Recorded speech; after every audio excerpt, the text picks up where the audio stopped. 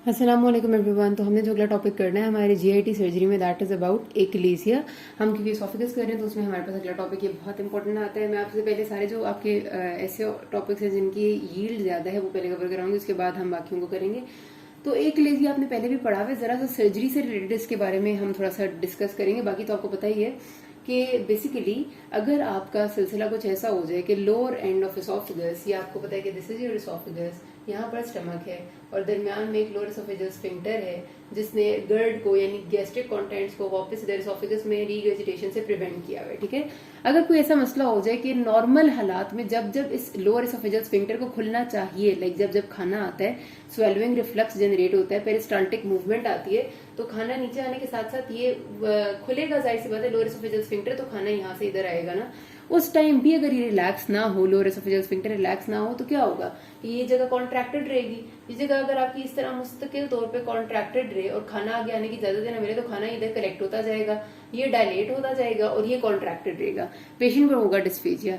इस कंडीशन को आप बेसिकली कहते हैं achalasia. It is a type of motility disorder. Motility का मतलब है कि मूवमेंट डिसऑर्डर है ये, और इसमें हमारे पास प्रॉब्लम ये होती है कि जो लोअर एसोफेगस स्फिंक्टर है हमारा, ये वाला, ये रिलैक्स नहीं होता खाने के साथ। नॉर्मल हालात में चलो इसको हर वक्त तो रिलैक्स नहीं रहना चाहिए, हर वक्त रिलैक्स रहेगा तो मसला रहेगा, लेकिन नॉर्मली जब इसको रिलैक्स होना चाहिए, जब जब फूड आएगा, जब जब वाटर आएगा, जब कोई भी कंटेंट ऊपर से आ रहा है तो इसको रिलैक्स होना चाहिए। उस वक्त भी अगर ये रिलैक्स नहीं होता और हाई प्रेशर रहते हैं, लोअर एसोफेगस स्फिंक्टर का प्रेशर मुस्तकिल तौर पर हाई रहता है, तो इट लीड्स टू एक्लेसिया, या इट लीड्स टू, जाहिर सी बात है इसकी वजह से क्या होगा कि डिस्फेजिया होगा, सारे एसोफेजियल कंटेंट स्टमक में नहीं जा सकेंगे और पेशेंट को जो है वो आहिस्ता आहिस्ता सारे कंटेंट्स मुंह की तरफ जाएंगे, उसे डिगर्जिटेशन फील होगी। ठीक है, तो ये हमारे पास होता है। अच्छा, अब आपको पता है कि इसकी अगर हम बात करें कि हुआ क्यों है। अच्छा, अब हमारे पास इसके वजह कुछ यूं बनती है। आपको याद होगा कि हमने पढ़ा था एक दफा फिजियोलॉजी में कि हमारे पास जीआईटी के पास अपना पूरा एक नर्वस सिस्टम है, और वो जो जीआईटी के पास अपना पूरा एक नर्वस सिस्टम है वो वॉल ऑफ जीआईटी में पड़ा हुआ है। अगर इसोफेगस की वॉल्स हैं तो इसके पास दो तरह के प्लेक्सिस है, नर्व के प्लेक्सिस। एक आपके पास होता है माइंटेरिक प्लेक्सिस जिसको आप ऑर्बैक्स प्लेक्सिस भी कहते हैं, ठीक है, ऑर्बैक्स, और एक होता है आपका मीजनर्स प्लेक्सिस। और आपको पता है कि बाहर से नर्व्स के साथ इन दोनों नर्व प्लेक्सिस का कनेक्शन जरूर है। एक नर्व प्लेक्सिस इनमें से आपका लाई कर रहा होता है, पता है ना, इसोफेगस की वॉल्स में या फिर पूरी जीआईटी के वॉल में 4 लेयर्स होती हैं, म्यूकोजा, सब म्यूकोजा, फिर मस्कुलरिस प्रोप्रिया, और चौथी होती है या तो सिरोजा या एडवेंटिशिया। पूरी जीआईटी में ये 4 लेयर्स आपके पास होती हैं। अब हमारे पास एक इनमें से प्लेक्सिस लाई कर रहा होता है आपकी मस्कुलरिस प्रोप्रिया की लेयर में, और एक म्यूकोजा सब म्यूकोजा के दरमियान में होता है। दोनों के दोनों प्लेक्सिस का फुली फंक्शनल होना और बाहर के न्यूरॉन्स और नर्व से कनेक्शन में होना मतलब होना जरूरी है for the normal functioning and normal peristalsis of whole GIT. आपको पता है कि पेरिस्टाल्टिक मूवमेंट सिर्फ एसोफेगस में नहीं होती बल्कि आपकी पूरी जीआईटी में रहती है, up till your rectum and anal canal. उस पूरी की पूरी पेरिस्टाल्टिक मूवमेंट को टाइम टू टाइम होने के लिए, हर स्फिंक्टर के टाइमली रिलैक्स करने के लिए, और अगर नहीं जरूरत तो कॉन्ट्रैक्टेड रहने के लिए इन प्लेक्सिस का, ऑर्बैक्स और मीजनर्स प्लेक्सिस का फंक्शनल होना जरूरी है। अब हमारे पास ये वाला मसला तब होता है, यानी कि एक्लेसिया, जब आपके पास, आपको जाहिर सी बात है कि हम कह रहे हैं कि लोअर एसोफेगस स्फिंक्टर जो है वो खुल नहीं रहा, वो रिलैक्स ही नहीं कर रहा, वो मुसलसल कॉन्ट्रैक्टेड है, मुसलसल हाई प्रेशर में। अब जिस चीज ने उसको रिलैक्स करना था वो जाहिर सी बात है नर्व्स हैं, न्यूरॉन्स उसे मैसेज देंगे तो वो रिलैक्स होगा। और अगर एक चीज मुसलसल ऐसे सख्त कॉन्ट्रैक्टेड हालत में रहती है तो उसकी कॉन्ट्रैक्शन के लिए हमें इनहिबिटरी न्यूरॉन्स की जरूरत पड़ती है जो उसको इनहिबिट करती है और वो ऐसे रिलैक्स हो जाती है। ठीक है, अगर एक चीज यूं पड़ी हुई है, मैं इनहिबिटरी न्यूरॉन्स भेजूंगी, वो इनहिबिटरी न्यूरॉन्स उसको रिलैक्स करेंगे, वो चीज ऐसे खुल जाएगी। तो मेरे पास जो माइंटेरिक या ऑर्बैक्स प्लेक्सिस है ना, इसने भेजनी होती है inhibitory neurons lower oesophagus sphincter को टू रिलैक्स। किसी भी वजह से अगर ये डेवलप सही नहीं हुआ इस जगह पे, चाहे डेवलप ही ठीक नहीं हुआ, मतलब कंजेनिटल मसला था बच्चे को, ऑर्बैक्स प्लेक्सिस की न्यूरॉन्स या गैंग्लियंस डेवलप नहीं हुई, या बाद में कोई इन्फेक्शन हुआ, जैसे आपका वेरिसेला जूस्टर इन्फेक्शन होते हैं, चिकन पॉक्स का इन्फेक्शन, या दूसरे वायरल इन्फेक्शन आपके हर्पीस जूस्टर वगैरह, ये बड़े सवेयर इन्फेक्शन होते हैं कि आपकी बाकायदा गैंग्लियंस को, न्यूरॉन्स को डिस्ट्रॉय कर देते हैं। तो अगर ऐसा कोई इन्फेक्शन हो गया जिसने ऑर्बैक्स प्लेक्सिस या माइंटेरिक प्लेक्सिस की न्यूरॉन्स को डिस्ट्रॉय कर दिया, तो ये मैसेज ही नहीं भेज सकता लोअर एसोफेगस स्फिंक्टर को कि वो रिलैक्स करे। जब यहां से इनहिबिटरी न्यूरॉन्स इसको नहीं आएंगे तो ये मुसलसल कॉन्ट्रैक्टेड रहेगा और यहाँ पर से खाना आगे नहीं जा सकता। तो this is basically the cause कि ऑर्बैक्स प्लेक्सिस का मैसेज नहीं आ रहा। वो मैसेज कंजेनिटल मसला भी हो सकता है, वो मैसेज एक्वायर्ड भी हो सकता है, मतलब acquired due to any infectious disease, या फिर कभी पैरासिटिक इन्फेक्शन होते हैं आपके, शगास डिजीज वगैरह है, और ट्रिपेनोसोमा है, ये आपके पैरासाइट्स हैं, ये भी आके यहाँ पर बड़ा तमाशा क्रिएट कर सकते हैं। मतलब जो जो ऐसे पैरासाइट्स है, जो जो ऐसे वायरसेस हैं जो न्यूरॉन्स को डैमेज करेंगे, वो यहाँ पर प्रॉब्लम कर सकते हैं। ठीक है, अब हमारे पास इसके क्लिनिकल फीचर्स में क्या होता है, खाना यहाँ पर इकट्ठा होता जा रहा है, आहिस्ता आहिस्ता इसोफेगस डायलेट करता जा रहा है, इसोफेगस में बेचारे में पेरिस्टालसिस करने की एबिलिटी खत्म हो गई है और नीचे जो है वो सख्ती है। एक तो पेशेंट की न्यूट्रिशनल रिक्वायरमेंट्स पूरी नहीं हो रही होती, वो मैल नरिश होता जाता है, जाहिर है खाना ही नहीं आगे जा रहा, ऊपर से उसको शदीद डिस्फेजिया होता है क्योंकि उसकी यहाँ पर सारा खाना इकट्ठा हो रहा है, उसको हर टाइम ऐसा लगता है सीने पे भारीपन है और उसके साथ उसको रीगर्जिटेशन, खाना मुंह में आ रहा होता है एफर्टलेस। जब मैंने आपको पहले बताया था कि रीगर्जिटेशन और वॉमिटिंग में क्या डिफरेंस है, वॉमिटिंग हमेशा फोर्सफुल होती है, जोर से आती है और स्टमक के कंटेंट्स एटलीस्ट जरूर आते हैं, लेकिन अगर इसोफेगस के कंटेंट्स आपके वापस आ रहे हैं और एफर्टलेसली आ रहे हैं, मुंह में आते जा रहे हैं, तो वो आपका रीगर्जिटेशन होती है। आप खुद सोचें कि आपका यहाँ पर खाना फंसा हुआ पड़ा है, आप सीधे जब खड़े हुए हैं तब तो फिर भी ये खाना इधर रहेगा, लेकिन जब आप लेटते हैं तो ये सारा का सारा ऐसे सीधा सीधा फ्लैट पूरी इसोफेगस में फैल जाता है। उस टाइम जब ये फैल जाता है तो ये मुंह के करीब आ जाता है आपके माउथ ओरल कैविटी के, उस टाइम इसका बहुत चांस होता है कि रीगर्ज करके सोते हुए पेशेंट इसको एस्पिरेट कर ले, यानी ट्रेकिया में चला जाए। और अगर पेशेंट इसको ट्रेकिया में चला जाएगा, एस्पिरेट कर जाएगा, तो उसको सिवियर कॉम्प्लिकेशन यानी एस्पिरेशन नमूनिया डेवलप हो जाएगी, जो इसकी एक बड़ी ड्रेडफुल कॉम्प्लिकेशन है। तो आपको पता है एस्पिरेशन नमूनिया कोई अच्छी बात नहीं है, लेकिन नॉर्मली जो सिम्टम्स होते हैं पेशेंट के जिनसे वो अर्ली प्रेजेंट करते हैं वो डिस्फेजिया है, बार बार रीगर्जिटेशन है, हार्ट बर्न है, और यही कहते हैं कि मुझे ऐसे लगता है खाना मुंह में आता है। ठीक हो गया।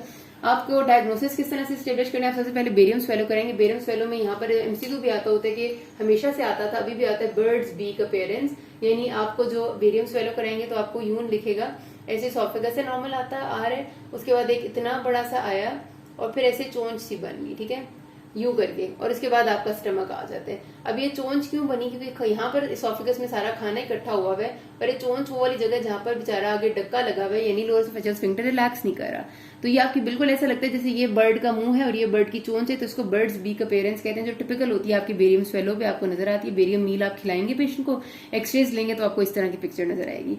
और उसके बाद आप करते हैं मैनोमेट्री। मैनोमेट्री होती है प्रेशर को मेजर करना। इसके लिए आप एक प्रोब डालते हैं और आप लोअर एसोफेजियल स्फिंक्टर का प्रेशर मेजर करते हैं।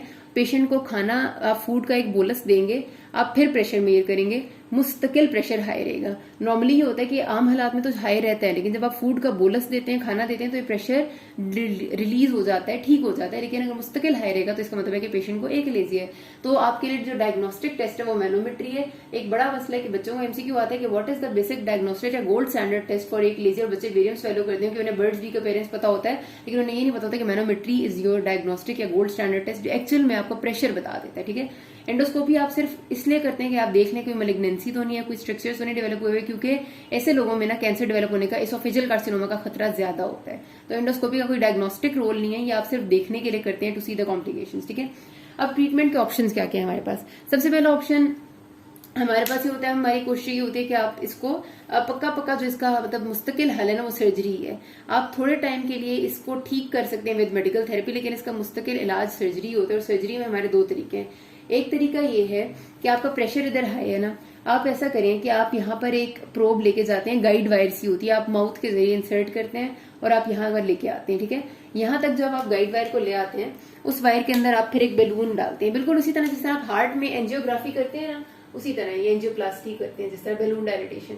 ये आपका गाइड वायर के साथ एक बैलून आता है, आप बैलून को इस जगह पर लाते हैं लोअर एसोफेजियल स्फिंक्टर के पास और लाकर डायलेट कर देते हैं। जब आप बैलून डायलेट करते हैं तो एकदम फोर्सफुली बैलून डायलेशन की वजह से फोर्सफुली सारे फाइबर्स एसोफेगस के दूर हो जाते हैं और ये आपकी चीज जो है वो इसको लोअर एसोफेजियल स्फिंक्टर को डायलेट कर देती है, ठीक है। तो एक तो ये होता है, इसको हम कहते हैं एंडोस्कोपिक बैलून डायलेटेशन। ये सब कुछ आप पहले एक गाइड वायर पास करेंगे और एंडोस्कोप पास करेंगे और आप कैमरा के अंदर देखते हुए आप इस बैलून डायलेटेशन को परफॉर्म करते हैं, ठीक है। तो तकरीबन 85% लोगों में ये चीज आपकी फायदा दे देती है और उसकी जगह डायलेट हो जाती है। अब आप सोचेंगे कि एक दफा डायलेट हो गया तो अब इसको हम वापस निकालेंगे तो दोबारा कॉन्ट्रैक्ट कर जाएगा, लेकिन ऐसा नहीं होता। जब आप डायलेट करते हैं ना तो उसके मसल फाइबर्स आपस में थोड़े थोड़े दूर होते हैं। जाहिर सी बात है, पहले मसल फाइबर्स कॉन्ट्रैक्टेड थे, अब एसोफेगस के मसल फाइबर्स जरा आपस में रिलैक्स करते हैं तो कुछ टाइम तक डायलेटेशन मेंटेन रहती है, लेकिन अक्सर पेशेंट्स को दोबारा डायलेट करने की जरूरत पड़ती है, ठीक है। ऐसा नहीं कि पक्का पक्का हो जाता है। और फिर इसकी अपनी कॉम्प्लिकेशंस भी होती हैं कि अगर डायलेटेड रहे और कॉन्ट्रैक्ट ना करे तो फिर आपका गर्ड के सिम्टम्स आने लग जाते हैं। दूसरा जो मसला है ना, गर्ड इसमें इतना नहीं होता एंडोस्कोपिक बैलून डायलेटेशन में।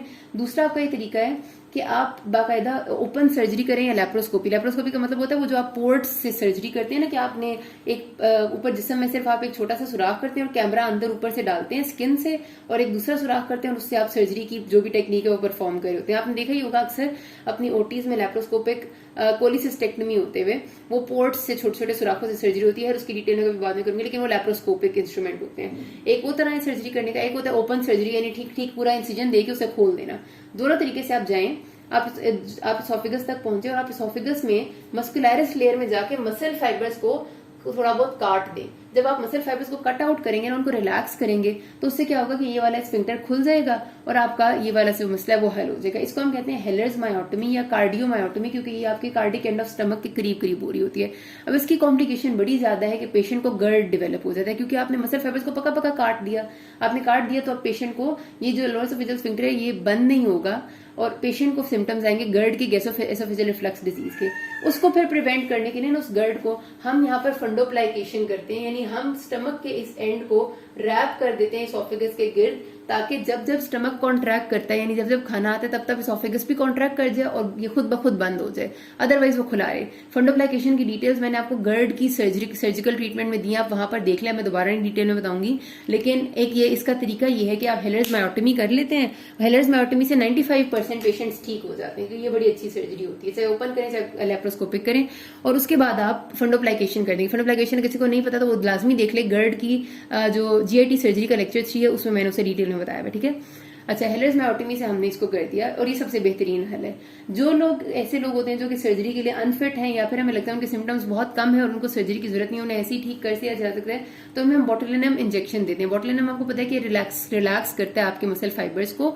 तो जब आप इंट्रास्फिंक्टेरिक इंजेक्शन डायरेक्ट आपने लोअर एसोफेजियल स्फिंक्टर में बोटुलिनम इंजेक्शन देना होता है, तो उसकी वजह से क्या होता है कि फाइबर्स रिलैक्स हो जाते हैं और फार अपार्ट हो जाते हैं और ये खुल जाता है। लेकिन ये भी थोड़ा बहुत 50% इसका रिजल्ट ठीक आता है, और ये आपको रिपीट भी करना पड़ता है, क्योंकि ये फिर से दोबारा फाइबर्स कॉन्ट्रैक्ट कर जाते हैं जब इसका असर खत्म होता है। तो फिर आपकी मेडिकल थेरेपी उन लोगों में हम देना सूटेबल समझते हैं जिनमें हमें या तो सर्जरी के लिए वेट करना है, या फिर उनमें हमें सर्जिकल जो चीज है वो बहुत ज्यादा अनफिट है। और मेडिकल थेरेपी में हमारे पास वो ड्रग्स हैं जो कि मसल्स को रिलैक्स कर रही हैं। इसमें हमारे आ जाते हैं, मतलब मसल्स को क्या, जो आपकी न्यूरोमस्कुलर जंक्शन को रिलैक्स करती हैं। अब होता है कि जब आपके मसल्स एक्टिव होते हैं तो कैल्शियम की एंट्री से होते हैं, कैल्शियम चैनल खुलता है, कैल्शियम एंटर होता है तो कॉन्ट्रैक्शन ऑफ मसल्स होती है। ये बात आपने पढ़ी थी ना, आपको याद होगा, ये मसल आया, मसल कॉन्ट्रैक्ट करने के लिए कैल्शियम की एंट्री जरूरी है।